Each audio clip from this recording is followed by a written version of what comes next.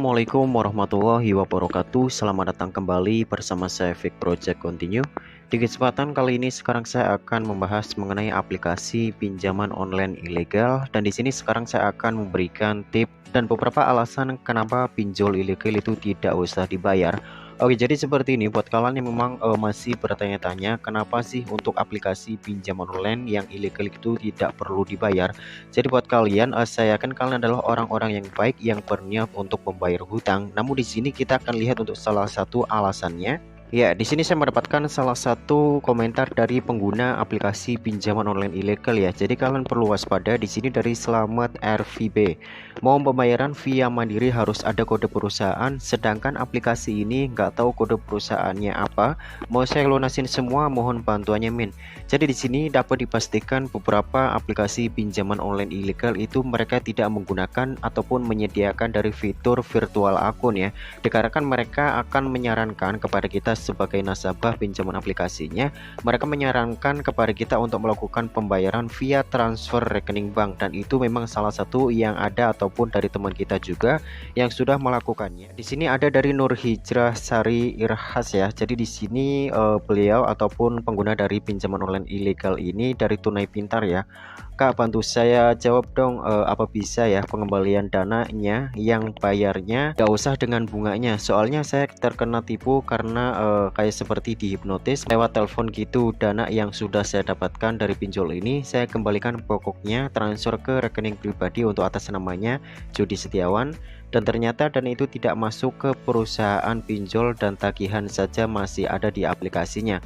Oke, jadi seperti ini mengapa saya menyarankan ataupun memberikan kepada kalian mengenai dari aplikasi pinjaman online ilegal ini tidak perlu dibayar jika memang mereka menggunakan pembayaran ataupun mereka menyarankan pembayaran yang kalian lakukan menggunakan virtual akun dengan menggunakan transfer via rekening bank. Jadi di sini dipastikan kembali ya dari Nur Hijrah ini beliau mentransferkan ke rekening pribadi dengan atas nama Jody Setiawan. Itu tidak disarankan sekali dikarenakan untuk aplikasi pinjaman online sudah pastinya mereka harus memiliki kode virtual akun dari perusahaannya ya. Jadi buat kalian yang memang sekarang memiliki tagihan-tagihan tertentu di aplikasi pinjaman online ilegal, saran saya jangan dibayarkan ya. Jika kalian ada niat untuk melakukan pembayaran, itu bayar dengan pokoknya saja, dikarenakan untuk pinjaman online ilegal ini sudah pastinya mereka memiliki bunga yang sangat tinggi sekali, dan mereka tentu akan menyarankan untuk pembayaran keseluruhan dari denda-denda yang tersedia. Jadi buat kalian yang memang sekarang masih bertanya juga bagaimana bang ketika kita diteror oleh si dari oknum pinjaman online tersebut, pinjaman ilegal tentunya. Jika kalian diteror, untuk peneroran itu sudah pastinya saya pastikan mereka akan meneror melalui kontak-kontak yang sudah mereka ambil dari ponsel Android kalian. Ya, jadi dari pinjaman online ilegal tersebut pastinya mereka akan mengambil beberapa data ya. Oke, di sini saya akan contohkan seperti dari pinjaman teman. Kita lihat di bagian perizinan di sini, ya mereka selalu membutuhkan perizinan seperti file dan media, kamera, kontak, lokasi, dan telepon. Itu sudah pasti ya, karena mereka hanya membutuhkan data-data kita, kemudian data-data dari kontak-kontak, kamera, ataupun foto-foto yang kita simpan di ponsel Android yang kita miliki. Setelah mereka mendapatkan data-data tertentu ataupun data-data yang dibutuhkan, mereka akan meneror jika kita tidak melakukan pembayaran sesuai dari limit dan bunga yang tersedia. Jadi buat kalian tidak perlu takut jika memang ada pinjol-pinjol yang meneror seperti itu. Kalian jangan bayarkan sekalian ya. Ada baiknya kalian tinggal tunggu saja debt collector datang ke rumah kalian, dan kalian minta saja ditemani oleh RT ataupun RW, ataupun kalian bisa datang ke kantor polisi untuk minta didampingin ya. Dikarenakan untuk pinjol-pinjol seperti ini ada kemungkinan mereka akan melakukan pemerasan dan melakukan seperti menekankan untuk kita membayar dan meneror untuk menyebarkan data ke beberapa kontak ataupun sosial media. Itu jangan tidak perlu khawatir, dan kalian harus siapkan mental saja. Kemudian di sini saya menyebut atau membalas, oke betul begitulah pinjol ilegal. Setelah mereka mentransfer, nanti mereka menghubungi meminta dana dikembalikan pakai atas nama aplikasi, dan setelah uang ditransfer di aplikasi tetap belum lunas. Kalau boleh tahu kakak transfer berapa ke pengguna Jody Setiawan? Oke, di sini dari Nur Hijrah dia membalas kembali saya melakukan transfer 4.450.000 Kak.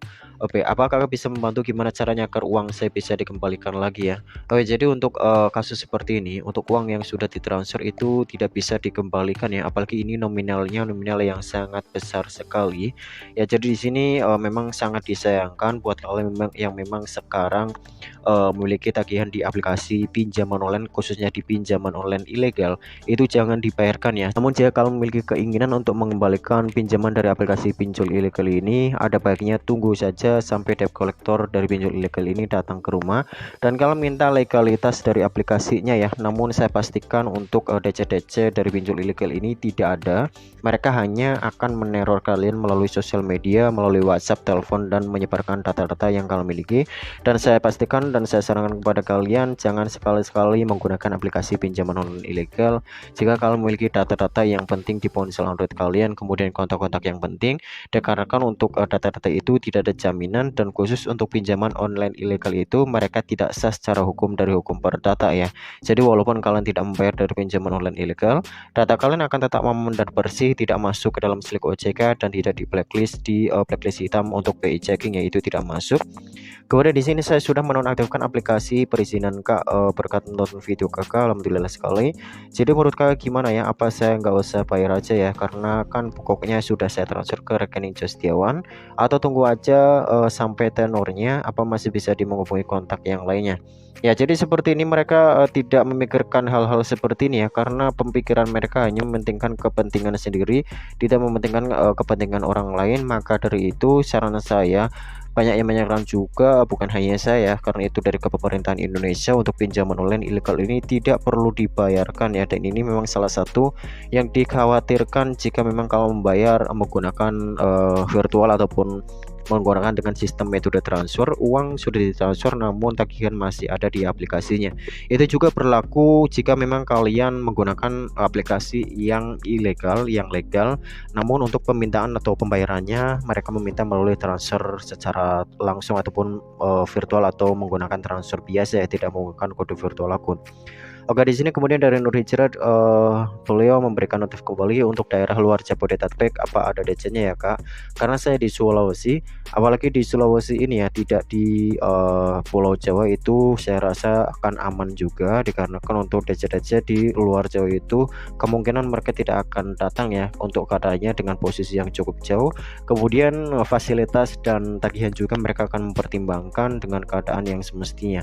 Jadi seperti saja untuk saran saya jika memang kalian untuk sekarang masih memiliki tagihan di aplikasi pinjaman online ilegal, saran saya biarkan saja ya, kalian jangan lakukan pembayaran seperti Nur Hijrah ini. Beliau ya dia memang ada kemungkinan ada paksaan ya, unsur paksaan untuk melakukan transfer sehingga dari Nur Hijrah ini melakukan transfer dengan jumlah nominal yang cukup banyak juga di sini.